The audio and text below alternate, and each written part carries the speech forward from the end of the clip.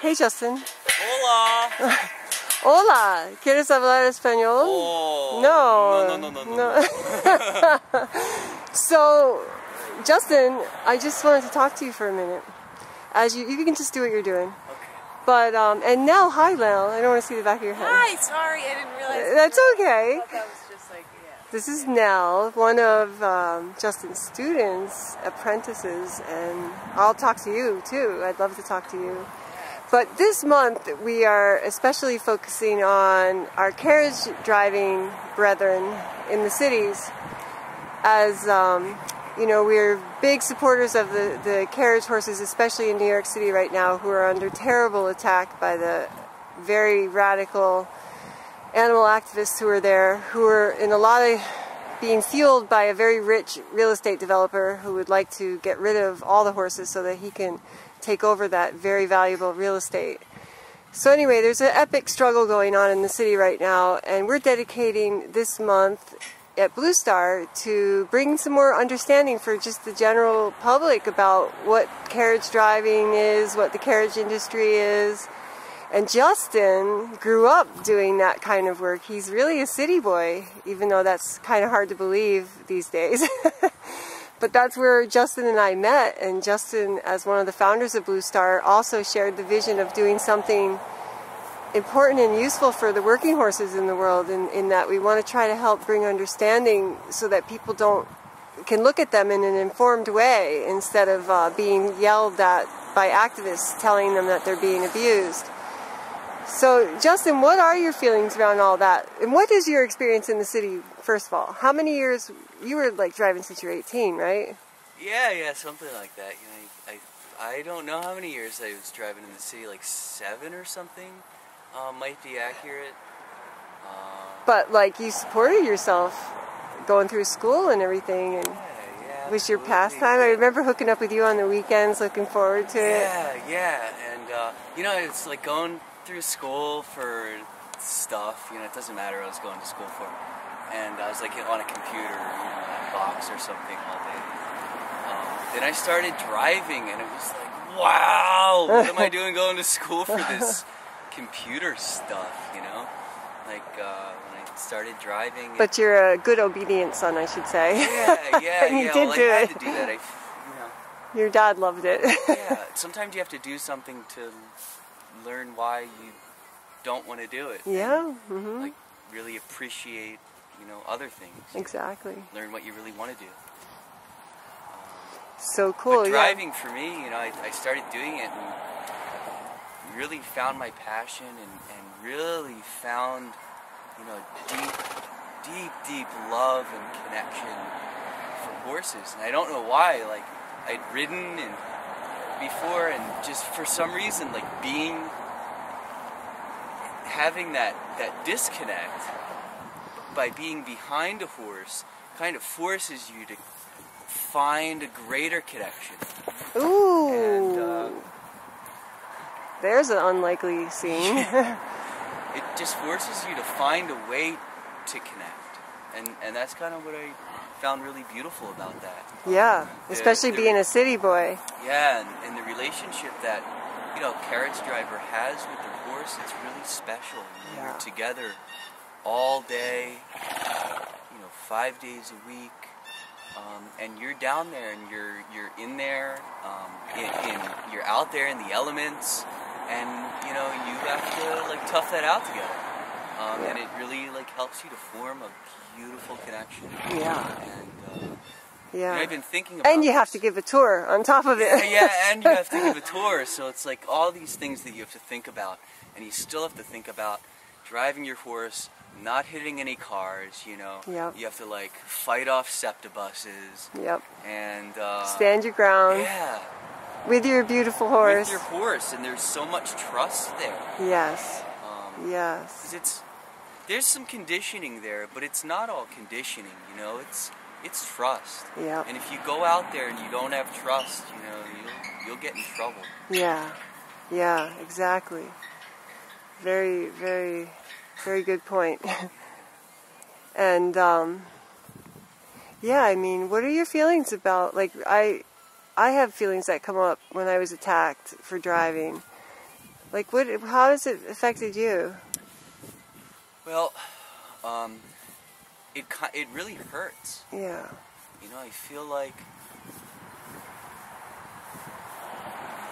part of the reason, like, why I kept going back, you know, like, after college I started to work full-time doing some other junk and in an office, and part of the reason why I kept going back, I spent my weekends driving and being with the horse, you know, and I know that there's plenty of good drivers out there, but I kept going back because, like, I wondered, like, who else would do that? Who else would take care of Bubba? Yeah. You know, or Lancelot, like the way that I took care of them. And, you know, I would worry about them like a parent. Mm-hmm. You know. And, well, you were a good friend, yeah. And you know, that it kind of breaks me up when people start to attack people like us, because we really do. We're not in it for the money. Clearly, because you don't really make a living money. on it. It's, you know, which is go hungry, you know. Yeah. But your horse always has carrots. Yeah, but it's like this is what it's about, like right here, you know. Yeah. Having and I this should connection and let me just having this love, you know, between each other. Yeah, and this horse in particular, like he was when we got him starved and neglected physically in a way that because the girl who had him was afraid of him, and so he was afraid, and he had so much problem trusting. And now look at how you've taken this, you know, it's taken you months to get him to this place where he'll stand here with you and let you do these things to him. And that's the other thing I think that's people don't understand is that, you know, carriage horses just aren't plopped in the city and they're asked to do this job. It's really special horses that are out there doing that job. You know, there's not just any horse that wants to do that job. And the horses that want to do that job, that's the job they want to do. As a matter of fact, we have one right here, Bud. He hates the farm. He hates, if you make him go out back there, he'll plant himself in the ground.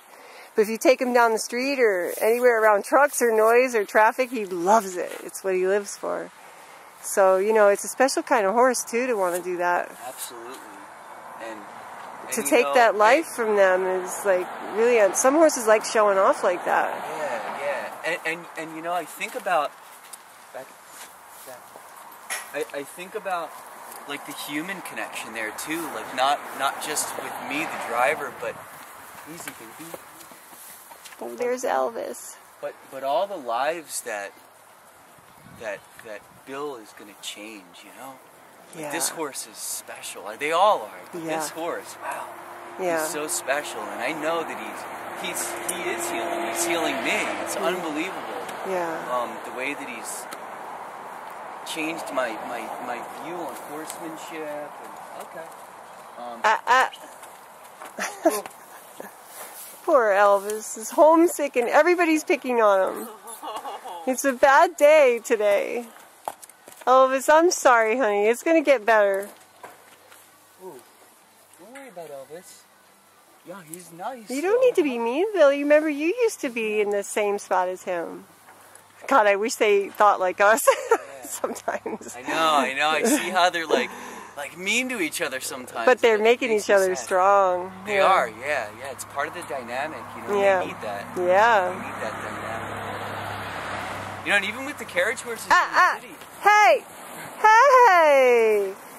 No, will you do me a favor and get Bud out of there and let him come in here? He can just do his own thing, right? He's not going to bug anybody. Just grab a lead rope and let him in here. But, you know, and it really struck me when Charlie Daniels moved on. Yeah. How many passed on, you know. I watched his memorial. It like really broke me up. I didn't know Charlie that well, but I worked with him an awful lot. I feel like I knew him for 10 years, driving him in the city. Like he's just so much like many other carriage horses that I knew. And just. Hi, Thomas. Are you here to help? You know, you're always helping. And just looking at all those pictures, you know, and all those rides that he gave, and all those lives that he touched. I mean, he changed lives, you know. He made so many people just happy and beaming and just brightening their day. I wish everyone could look at it like that. Yeah, I could I see feel it. like there are these miserable people that go down into the city and really just try to ruin things. and they're actually Getting away with it. They think that they're trying to save horses. They are killing horses. And people. I mean, the people, I'm saddest for the people because the horses really are protected by the people, but I feel so sad for the drivers. I really feel so sad for them. I mean, it's an awful kind of abuse to be screamed at that way when it's just not true.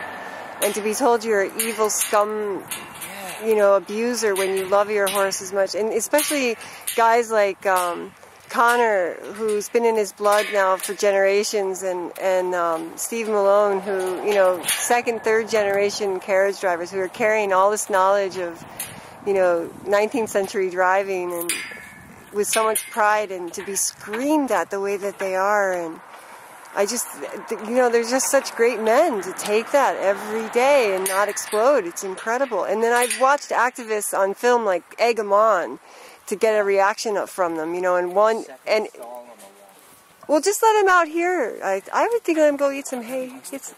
Okay. He wants to go in? Yeah. Okay, go ahead, Budman. Yeah, sorry, Nell. Sorry. It's a big one, yeah.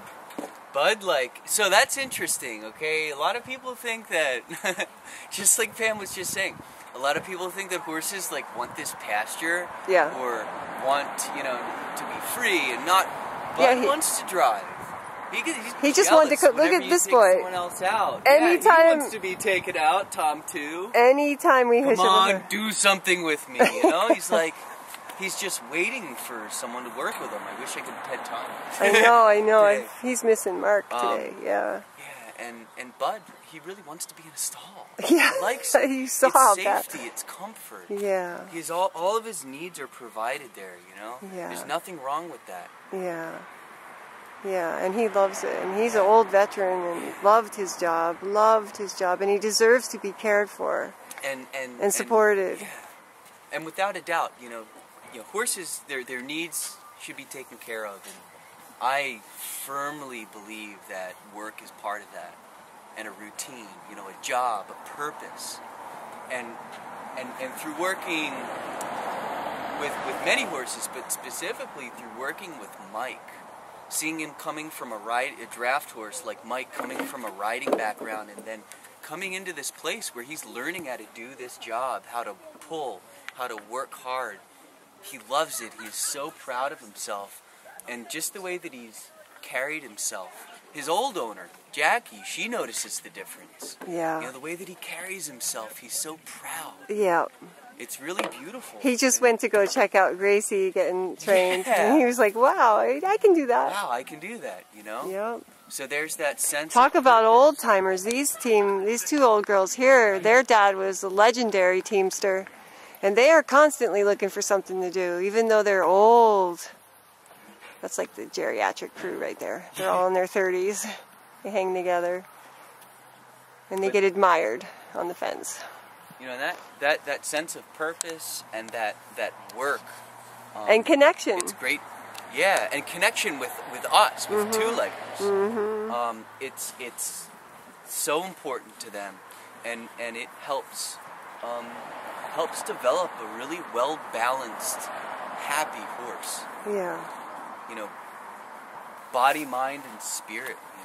Yep. It's a beautiful thing when they find that path. Yep. And we are here. It's our responsibility to help them find that path. Yeah. We brought them here to this place alongside us. Exactly. Wow, Justin, thank you. You have any more you want to say? We're really fortunate, the carriage drivers I feel so honored by being recognized at all in any way by these amazing human beings in New York City. And I wish we were the ones putting on the benefit, because they're the ones who deserve to be honored. And in this way, this whole month, I'm trying to support, and bring some attention to how special they all are. Thank you, Justin. Hey, thank you. Okay, bye. Bye, guys.